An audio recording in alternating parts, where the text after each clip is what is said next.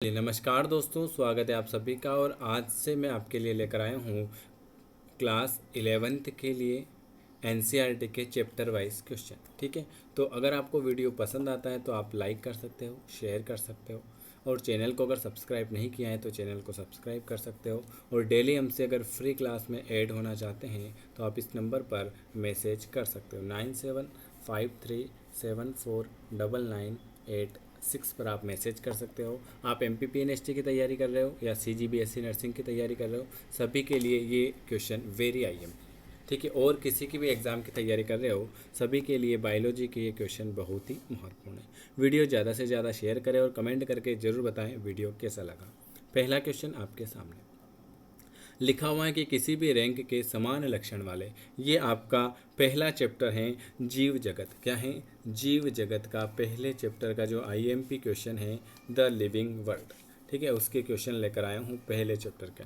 पहला चैप्टर है किसी भी रैंक के समान लक्षण वाले पौधे और जंतुओं का जो समूह होता है उसे आप क्या कहते हो। ये जो लिखा हुआ है ये सभी क्वेश्चन आपके एग्जाम में पूछे हुए हैं। पहले क्वेश्चन का आंसर तो आप सभी ने बता दिया होगा कि किसी भी रैंक के समान लक्षण वाले पौधे और जंतुओं का समूह जो है वो कहलाएगा टेक्सोन कहलाएगा। क्या कहलाएगा? टेक्सोन कहलाएगा। दूसरा क्वेश्चन, टेक्सोन या वर्गीकी की सबसे छोटी इकाई कौन सी है? और ये जो मैं आपको चैप्टर वाइज क्वेश्चन करवा रहा हूँ ये आपके बहुत ही हेल्पफुल होंगे। टेक्सोन या वर्गीकी की सबसे छोटी इकाई क्या कहलाती है? वेरी वेरी गुड, बिल्कुल सही जवाब सर। टेक्सान या वर्गीकरण की सबसे छोटी इकाई वो कहलाती हैं प्रजाति। क्या कहलाती हैं? प्रजाति। ऑप्शन आपका ए वाला आ जाएगा। तीसरा क्वेश्चन आपके सामने लिखा हुआ है, द्विनाम नामकरण पद्धति को किसने प्रस्तुत किया था? क्या? द्विनाम नामकरण पद्धति को किसने प्रस्तुत किया था? तीसरे नंबर का क्वेश्चन। Very very good. द्विनाम नामकरण की पद्धति को जो प्रस्तुत किया था वो किया था आपके हेक्सले भाई साहब ने किया था, डी ब्रिज भाई साहब ने किया था, जॉन रे भाई साहब ने किया था, या कैरोलस लिनियस। तो आप सभी को पता है कि द्विनाम नामकरण पद्धति को जो है वो कैरोलस लिनियस भाई साहब ने किया था। तीसरे नंबर का आपका बी वाला आ जाएगा। चौथा क्वेश्चन आपके सामने क्या लिखा हुआ है? चौथा, टेक्सोन क्या है? ये जो टेक्सोन है ये क्या है? ये जो टेक्सोन है ये क्या है? आप सभी को पता है कि सर टेक्सोन जो हैं ये क्या है। तो टेक्सोन जो हैं किसी भी रैंक के वर्गीकी का एक समूह है जिसे हम कहते हैं टेक्सोन। क्या कहते हैं? टेक्सोन कहते हैं। अगला क्वेश्चन आपकी मोबाइल की स्क्रीन पर, सिस्टेमा नेचुरी के लेखक कौन है? सिस्टेमा नेचुरी के लेखक कौन है? 5 नंबर का। Very good. सिस्टेमा नेचुरी के लेखक जो हैं वो भी आप सभी को पता है कि सर लिनियस हो जाएंगे। क्या हो जाएंगे? सिस्टेमा नेचुरी के लेखक वो हो जाएंगे कौन सा? वो हो जाएंगे लिनियस भाई साहब हो जाएंगे। चलिए अगला क्वेश्चन, द्विनाम नामकरण पद्धति में 2 शब्द होते हैं वो कौन से हैं? द्विनाम नामकरण पद्धति में जो 2 शब्द होते हैं वो कौन कौन से होंगे? तो आप सभी को पता है वंश और जाति, कुल और वंश, गण और कुल, या जाति और किस्म। द्विनाम नामकरण पद्धति में जो 2 शब्द होते हैं वो कौन से होते हैं? वेरी गुड, वंश और जाति। अगला क्वेश्चन है, पुस्तक जिसमें द्विनाम नामकरण पद्धति सबसे पहले प्रकाशित की थी। ऐसी कौन सी पुस्तक है जिसमें द्विनाम नामकरण पद्धति सबसे पहले प्रकाशित हुई? तो ये तो आप सभी को पता है कि सर वो जो हो जाएगी वो हो जाएगी सिस्टेमा नेचुरी। सिस्टेमा नेचुरी, ठीक है। किसने लिखी थी? Carolus Linnaeus. Very good. अगला, जाति का मेजर बायोलॉजी संकल्पना मुख्य रूप से किस पर आधारित होती है? जाति का मेयर बायोलॉजिकल संकल्पना मुख्य रूप से किस पर आधारित होगी? 8 नंबर का। वेरी गुड, वो हो जाएगी आपके प्रजनात्मक पृथक्करण। वर्गीकी समूह का कोई भी रैंक, वर्गीकी समूह का टेक्सोनोमी ग्रुप का कोई भी रैंक क्या कहलाता है? वर्ग, गण, टेक्सान या फाइलम। तो वर्गीकी समूह का कोई भी रैंक, उसे हम कहते हैं टैक्सोन कहते हैं। ये एनसीईआरटी 11th का पहला चैप्टर लेकर आया हूँ। ठीक है, आपको इस बार सिलेक्शन लेना है तो बहुत सारे क्वेश्चन देखने पड़ेंगे। ठीक है, इसलिए मैं आपको एनसीईआरटी के सारे क्वेश्चन भी रिवीजन करा रहा हूँ और आपको फ़ायदा भी हुआ कि आपकी एग्ज़ाम डेट बढ़ चुकी है। ठीक है, निम्नलिखित में से कौन सा जंतु अपने वर्ग की श्रेणी से सही सुमेलित नहीं है? कौन सा जंतु अपने वर्ग की श्रेणी से सही सुमेलित नहीं है? शेर, टिग्रा जाति, कटस्फिल मोलस्का वर्ग, घरेलू मक्खी मस्का गण या मनुष्य प्राइमेटा फैमिली। कौन सा सही सुमेलित है? 3 में से 1 सही है और 3 गलत है। सॉरी, 4 में से 1 सही है और 3 गलत है।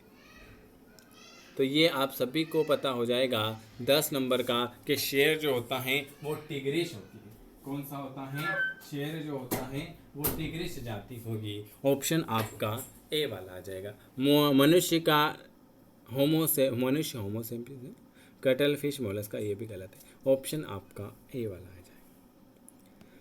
वर्ग की पदानुक्रम की घटती हुई वर्ग की श्रेणी, घटती हुई क्रम में लिखना है। तो पहले क्या क्या आएगा? 11 नंबर का। बढ़ते हुए नहीं पूछा इसने, घटते क्रम में लिखा। वाह,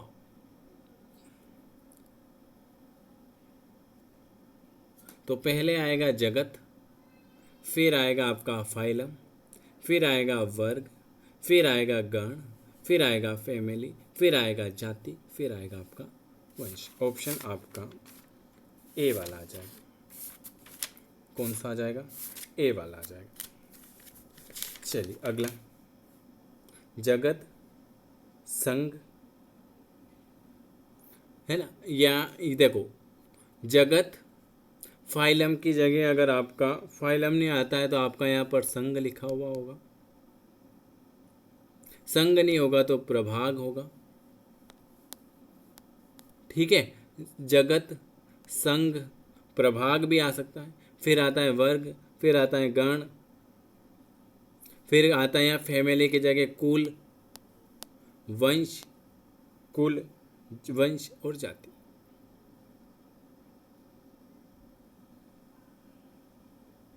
ठीक है, तो ऑप्शन आपका ए वाला आ जाएगा।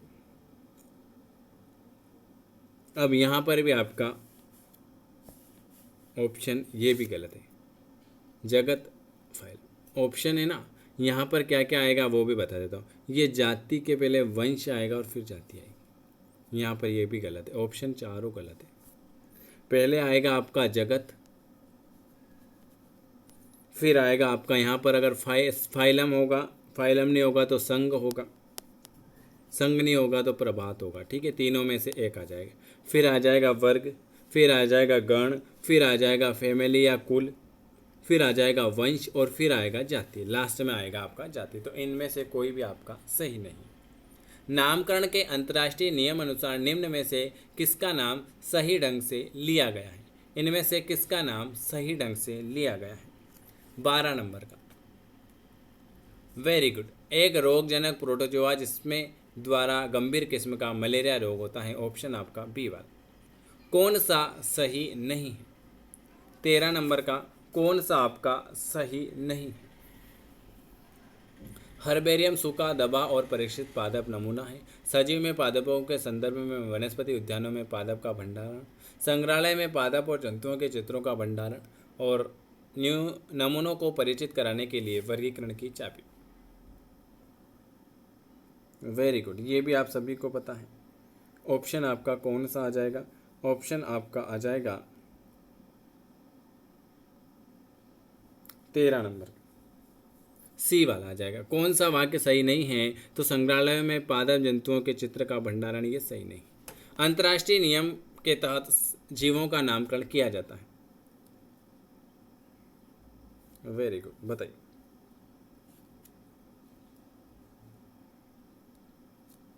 बिल्कुल सही जवाब 14, सी वाला आ जाएगा। सी वाला हाथ से लिखे जाने की स्थिति में चिन्हित किए जाते हैं। ऑप्शन आपका सी वाला आ जाएगा।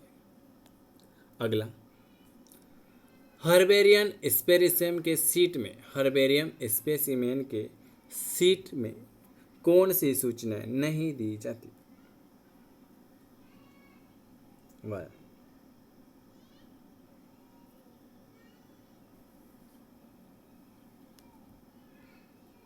बताइए। Very very good.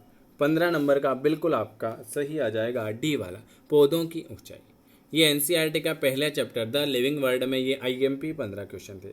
ठीक है, अब मैं आपको इस पे बता देता हूँ इसमें जो और वन लाइनर फैक्ट में क्या क्या पूछा जाता है। सबसे पहला क्वेश्चन तो आप सभी को पता है कि वर्गीकी की मूलभूत इकाई कौन सी होती है। कि सर वर्गीकी की मूलभूत इकाई जो होती है जाति, है ना। अगर आपसे पूछ ले कि वर्गीकी की मूलभूत इकाई कौन सी होती है, मूलभूत इकाई जाति। द्विनाम नामकरण किसने दिया था, कैरोलस लिनियस ने, ये तो पता है। कैरोलस लिनियस को क्या कहा जाता है, कैरोलस लिनियस को वर्गीकी का जनक, वर्गीकी का जनक किसे कहा जाता है, कैरोलस लिनियस को। ठीक है, और क्या पूछा है, चलो ये पहला चैप्टर था लिविंग वर्ल्ड। चलिए दूसरा चैप्टर लेकर आ जाते हैं इसी में। दूसरा चैप्टर का क्या नाम है भाई, देख लेते हैं। दूसरा चैप्टर है आपका द लिविंग वर्ल्ड, हो गया ना। अब इसके बाद आ जाता है जैविक वर्गीकरण, जगत, मोनेरा जगत। कौन सा जगत, जैविक वर्गीकरण, वर्गीकरण का इतिहास। ठीक है, इसमें वर्गीकरण आ जाएगा। वर्गीकी पदानुक्रम में जब हम जाति से, वर्गीकी पदानुक्रम में जब हम जाति से जगत की ओर बढ़ते हैं तो सामान्यतः संख्या में क्या होगा। वर्गीकी पदानुक्रम में जब हम जाति से जगत की ओर बढ़ते हैं। वेरी वेरी गुड, पहला क्वेश्चन का आंसर आ चुका होगा आप सभी के, ए वाला आ जाएगा कि सर वर्गीकी पदानुक्रम में जब हम जाति से जगत की ओर जाते हैं ना तो सामान्यतः अभिलक्षण की संख्या घट जाएगी। दूसरा क्वेश्चन, पादप के वर्गीकरण की इकाई के लिए किए जाने वाले निम्न अनुलग्न में से किसका प्रयोग वर्गीकी संवर्ग मतलब कुल की ओर संकेत करेगा। इनमें से ये ऑप्शन पीएनएसटी में पूछा हुआ था पिछली बार, कुल के और कौन सा चिन्ह संकेत करता है। वेरी वेरी गुड, ऑप्शन आपका सी वाला। तीसरा क्वेश्चन, वर्गीकरण विज्ञान शब्द किससे संबंधित है। वर्गीकरण विज्ञान पादप तथा प्राणियों की पहचान, पादप तथा प्राणियों की नाम पद्धति, जीवों की किस्मों की विविधता या भिन्न किस्मों के जीव तथा उनका वर्गीकरण। वर्गीकरण विज्ञान किससे संबंधित है, तो वर्गीकरण विज्ञान जो है पादप तथा प्राणियों की पहचान तथा वर्गीकरण से संबंधित है। अगला क्वेश्चन, निम्न में से आप वंश किसे कहेंगे। वंश जो है आप किसे कहेंगे, वंश किसे कहेंगे। फोर्थ नंबर, व्यष्टिगत पादप अथवा प्राणी, पादप अथवा प्राणियों का संग्रहण, घनिष्ठ संबंधित पादप अथवा प्राणियों का समूह, या इनमें से कोई नहीं। वंश आप किसे कहेंगे, फोर्थ नंबर का बिल्कुल सही जवाब है। वंश जो हम कहेंगे वो कहेंगे घनिष्ठतः संबंधित पादप अथवा प्राणियों का समूह जो कहलाता है वंश कहलाता है। अगला 5 नंबर का, जंतुओं के वर्गीकरण में वर्गीकी इकाई संघ फाइलम पादप में वर्गीकरण के किस पदानुक्रमणी स्तर के बराबर होगा। जंतुओं के वर्गीकरण में वर्गीकी इकाई फाइलम जो होता है पादप के वर्गीकरण के किस पदानुक्रमी स्तर के बराबर होगा।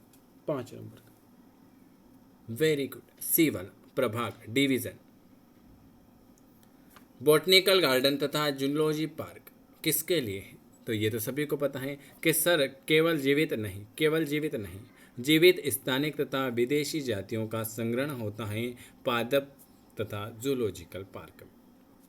अगला क्वेश्चन, पादप तथा प्राणियों की पहचान तथा वर्गीकरण करने में वर्गीकी कुंजी एक वर्गीकी साधन है। इसका प्रयोग किसे तैयार करने में किया जाएगा, बताइए।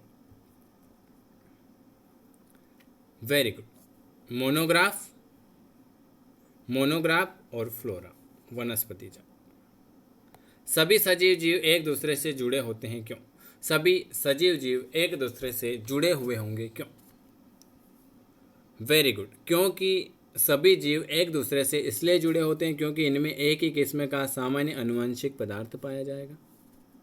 यह जो होता है यह सामान्य आनुवंशिक पदार्थों की हिस्सेदारी करते हैं। सभी में सामान्य कोशिका संगठन होता है। ऑप्शन आपका डी वाला है। कौन सा सजीव जीवों का ऐसा अभिलक्षण है जिसके आधार पर उनकी परिभाषा की जाती है? तो उन किसके आधार पर? वृद्धि के आधार पर नहीं, ध्वनि उत्पन्न करने के सामर्थ्य के आधार पर। ऑप्शन आपका बी आ जाएगा। निम्नलिखित मिलान करें भाई। ये क्वेश्चन वेरी आईएमपी, ये क्वेश्चन पीवीएफटी और सीजीबीएसई और पीएनएसटी तीनों में पूछा हुआ था पिछली बार। कुल जगत गण वंश जाति, निम्नलिखित का सही मिलान करना है 10 नंबर का। और जिन्होंने 11th 12 के एनसीईआरटी के अच्छे से क्वेश्चन लगा लिए उनके अच्छे नंबर आ सकते हैं। हर बार हर स्टूडेंट यही कहता है, इसलिए मैंने भी एनसीईआरटी आपसे स्टार्ट कर दी। Very very good. कुल जो होता है ना, कुल जो होता है वो सोलेनेसी का होता है। कौन से कुल में आता है? कुल सोलेनेसी वर्ग में आएगा। जगत आप सभी को पता है, जगत जगत जो आता है वो प्लांटी में आता है। गण किस में आता है? गण जो आता है पोलीमेनी एलिस में आता है। जाति जो आती है वो ट्यूबरोसम में आती है। और वंश जो आता है सोलेनम में आता है। ये क्वेश्चन आपका पूछा हुआ था। ये आपका इसमें दूसरा चैप्टर भी आपका फिनिश हो चुका है। और देख लेते हैं इसमें और क्या क्या बचा है। चलिए अगला आ जाता है। ये लो, नाइट्रोजन स्थिरीकरण जीवाणु, तीसरा चैप्टर। इस चैप्टर का नाम भी देख लेते हैं भाई। वीडियो अच्छा लगे तो लाइक कर सकते हैं, कमेंट कर सकते हैं, और अगर आपने शेयर नहीं किया है तो शेयर कर सकते हैं। वाह। तीसरा है नाइट्रोजन स्थिरीकरण जीवाणु जो कि स्वतंत्र और सहजीवी दोनों होता है। वो कौन सा होगा? तीसरे नंबर का, तीसरा चैप्टर का पहला क्वेश्चन। Very good. वो होता है आपका एनाबिना। एनाबिना नाइट्रोजन स्थिरीकरण जीवाणु जो कि स्वतंत्र और सहजीवी दोनों होता है, वो आपका एनाबिना हो जाए। कौन सा जीवाणु विनाइट्रीकरण से संबंधित होगा? निम्न में से कौन सा जीवाणु विनाइट्रीकरण से संबंधित होगा? एक वीडियो में 3 चैप्टर अपन खत्म करेंगे, ठीक है। कौन सा जीवाणु विनाइट्रीकरण से संबंधित होगा? Very good, Pseudomonas. कौन सा हो जाएगा? स्यूडोमोनास। अगला क्वेश्चन, ये क्वेश्चन वेरी आईएमपी है। जीवाणु की प्लाज्मा झिल्ली के अंतर्वर्लन जो हैं वो क्या कहलाएंगे? जीवाणु की प्लाज्मा झिल्ली के अंतर्वर्लन क्या कहलाते हैं? वाओ, मीजोसोम कहलाएंगे। क्या कहलाएंगे? मीजोसोम कहलाएंगे। माइक्रोप्लाज्मा पेनिसिलिन से प्रभावित नहीं होता है। माइक्रोप्लाज्मा पेनिसिलिन से प्रभावित नहीं होता है क्योंकि इसमें क्या नहीं पाया जाएगा? माइक्रोप्लाज्मा पेनिसिलिन से प्रभावित नहीं होता है क्योंकि इसमें नहीं पाया जाएगा लैंगिक प्रजनन, कोशिका भित्ति, केंद्रक या ribosome. 4th number. Very very good. इसमें कोशिका भित्ति नहीं पाई जाती। माइक्रोप्लाज्मा पेनिसिलिन से प्रभावित नहीं होता है क्योंकि इसमें कोशिका भित्ति नहीं पाई जाती हैं। ऑप्शन आपका बी वाला आ जाएगा। कौन मोनेरा का सदस्य नहीं है? मोनेरा का सदस्य कौन सा नहीं है? कौन मोनेरा का सदस्य नहीं है? वेरी गुड, 5 नंबर का स्लाइड मोल्ड, ये मोनेरा में नहीं आएगा। माइक्रोप्लाज्मा आइक्यूबैक्टीरिया, यूक्यूबैक्टीरिया, ये क्वेश्चन भी आपके पीएनएसटी में पूछा हुआ था। अगला, प्रोक्रियोटिक्स में माइटोकॉन्ड्रिया नहीं पाया जाता है। क्रेब्स चक्र जो होता है वो किस में संपन्न होता है? प्रोक्रियोट्स में माइटोकॉन्ड्रिया नहीं पाया जाता, लेकिन क्रेब्स चक्र किस में संपन्न होता है? कोशिका द्रव्य, न्यूक्लाइड, राइबोसोम या प्लाज्मा झिल्ली। वायर, बिल्कुल 6 नंबर का डी वाला आ जाएगा, प्लाज्मा झिल्ली। प्रोक्रियोटिक्स में माइटोकॉन्ड्रिया नहीं पाया जाता है। क्रेब्स चक्र जो संपन्न होता है वो आपका प्लाज्मा झिल्ली में होगा। किस में होगा? प्लाज्मा झिल्ली में होगा। अगला क्वेश्चन, रूपाइरुलिना। रूपाइरुलिना एक प्रमुख स्रोत है। ये भी वेरी आईएमपी क्वेश्चन है। रूपाइरुलिना एक प्रमुख स्रोत है। खनिज लवण, विटामिन, प्रोटीन या उपरोक्त सभी। 7 नंबर का वेरी गुड। रूपाइरुलिना एक प्रमुख स्रोत है किसका? प्रोटीन का। किसका? प्रोटीन का एक प्रमुख स्रोत हो जाएगा, प्रोटीन आ जाएगा, प्रोटीन का, प्रोटीन का। अगला क्वेश्चन आपके सामने क्या लिखा हुआ है? चावल का उत्पादन बढ़ने वाला, चावल का उत्पाद बढ़ाने वाला क्लास्ट्रीडियम, एनाबिना, एजोला या नास्टा। चावल का उत्पाद बढ़ाने वाला वायर सी, एजोला, एजोला आ जाएगा। अगला क्वेश्चन क्या लिखा हुआ है आपके सामने? ये रहा। कौन सा ग्राम पॉजिटिव बैक्टीरिया का लक्षण है? ये नहीं है, ये लिख लेना। आपकी पीएनएसटी या सीजीबीएससी या पीवीएफटी किसी भी एग्जाम की तैयारी कर रहे हो उसमें ये एक क्वेश्चन आपका जरूर आएगा। कौन सा ग्राम पॉजिटिव बैक्टीरिया का लक्षण नहीं है? 9 नंबर का। ये एनसीईआरटी पढ़ ली तो मजा आ गया भाई आपका। 9 नंबर का, वेरी वेरी गुड, सी वाला आ जाएगा, सी वाला। कौन सा ग्राम पॉजिटिव बैक्टीरिया का लक्षण नहीं है? तो चिकनी कोशिका भित्ति ये हैं, स्पष्ट मीजोसोम ये हैं, बाहरी झिल्ली ये हैं, कोशिका भित्ति की म्यूरियम की मात्रा 70 से 80% है, लेकिन फेजेलिका की पेसल बॉडी में 2 रिंग पाए जाते हैं। ये ग्राम पॉजिटिव की विशेषता नहीं है। ए कोलाई किस में पाया जाएगा? ए कोलाई किस में पाया जाएगा? अभी ये पहला ही चैप्टर चल रहा है, the living world. The living world में आपके अलग अलग भाग हैं, जीव जगत, प्रोटिस्का, विषाणु, पादप, जंतु। ठीक है, इसके बाद आएगा आपका दूसरा प्रोटिस्का। ठीक है, अभी तो ये पहला ही चैप्टर चल रहा है, इसमें 30 से 40 क्वेश्चन हो चुके हैं। ए कोलाई किस में पाया जाएगा? वेरी गुड, आंत में, कोलोन में ई कोलाई आपका पाया जाएगा। अगला, मिथेनोजेंस किस समूह के अंतर्गत आएंगे? मिथेनोजेंस किस समूह के अंतर्गत आएंगे? 11 नंबर का।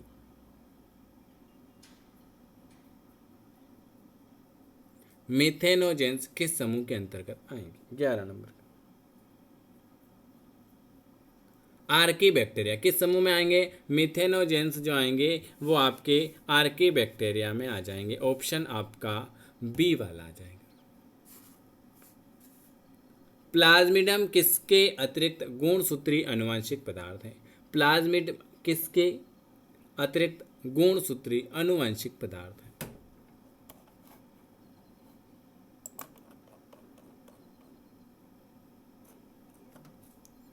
प्लाज्मिडियम, 12 नंबर का, ए वाला जीवाणु आ जाएगा। किसका? प्लाज्मिडियम किसके अतिरिक्त गुणसूत्री आनुवंशिक पदार्थ हैं? तो आपका जीवाणु आ जाएगा। ऑप्शन आपका ए वाला आ जाएगा।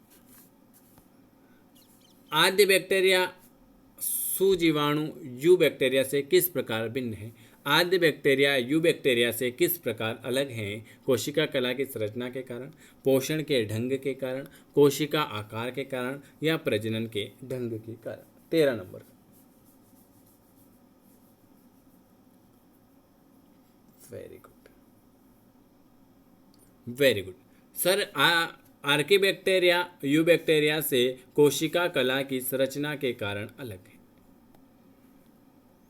पाश्चुरीकरण के लिए दूध 80 डिग्री सेल्सियस पर 5 मिनट तक गर्म करके धीरे धीरे ठंडा किया जाता है। 100 डिग्री साइट्रिक अम्ल द्वारा या 60 डिग्री पर 20 मिनट। पाश्चुरीकरण के लिए दूध 14 नंबर का, वेरी वेरी गुड सर। पाश्चुरीकरण के लिए दूध जो होता है ना, वो 80 भी नहीं, 100 भी नहीं, साइट्रिक भी नहीं, 60 डिग्री सेल्सियस पर 20 मिनट तक गर्म करके तेजी से ठंडा किया जाता है। ऑप्शन आपका डी वाला आ जाए। अगला क्वेश्चन है, कौन सा जीवाणु धान में ब्लाइट रोग पैदा करता है? कौन सा जीवाणु धान में ब्लाइट रोग पैदा करेगा?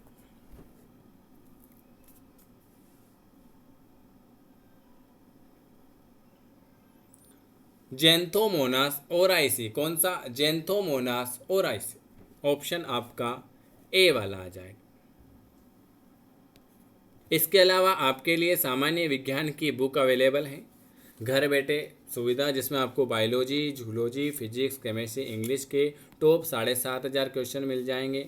वेरी आईएमपी बुक है ये। आप घर बैठे आप पीएनएसटी की तैयारी कर रहे हो, एम्स की कर रहे हो, डाहेट की कर रहे हो, PVFT BSc नर्सिंग छत्तीसगढ़ वाली कर रहे हो, किसी की भी तैयारी कर रहे हो तो आप ये नोट्स अपने घर मंगा सकते हो। ये बुक रहेगी, पूरे आपके एड्रेस पर आएगी। इसका डेमो देखना है तो आप इस नंबर पर मैसेज कर सकते हो 9753749986। इसके अलावा आपके लिए 99 में 15 प्रैक्टिस सेट भी अवेलेबल हैं, ये MPPNST वालों के लिए।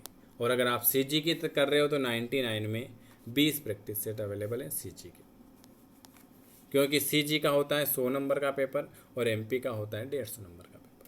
ठीक है, तो अगर आप प्रैक्टिस सेट लेना चाहते हो तो प्रैक्टिस सेट भी अवेलेबल है, उसका डेमो मैंने आपको बता रखा है।